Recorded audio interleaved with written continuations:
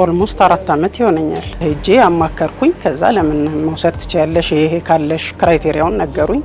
ያንን አሟልቼ 300,000 ነው መጀመሪያ ወሰድኩ። ከዛ 500,000 ከዛ 800,000 አሁን ላይ አምና ደግሞ 3 ሚሊዮን ብር ወስጄ የተሻለ ሱቁንም ስቶክ በደንብ ይዘን እየሰራን ነው። ስቶሮቹንም ማየት ይቻላል።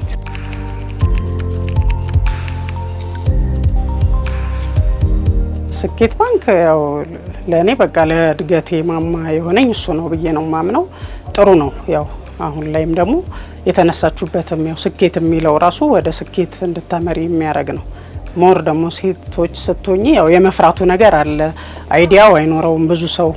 አሁን እኔ ራሱ ማቃቸውን ጓደኞቼን ዌዴፕ ተመዝገቡ ንግድ ፍቃድ ያላቸውን ሰዎች እንደዛ ያልኩኝ አበረታታለሁ። ለምን ስትወጪ ነው የምታዩ ሄደሽ ስትሞክሪ።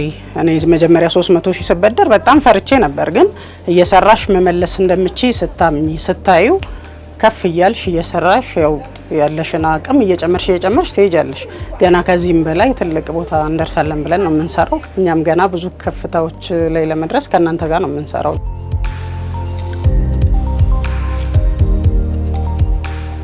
አሁን እኔ ጋር ኦልሞስት 4 ሰው የስራ እድል ፈጥሬ ያለው ከኔ ጭምር 5 ነን እዚህ ላይ የምንሳተፈው። መስራት ይቻላል። ስፔሻሊ ሴቶች እንደ ድሮ በቃ እኔ አልችልም በቃ እንደዚህ ነው የሚለውን ስሜት ቀርፈን ልጆች ማሳደግ አለ እንዳልኩሽ ሶሻል ላይፍ አለ ብዙ ነገር እንትን የሚያረግሽ ነገር አለ። ግን ያንን መወጣት ጠንክሮ መስራት ያስፈልጋል። ስለዚህ ያው ከስኬት ጋር ወደ ስኬት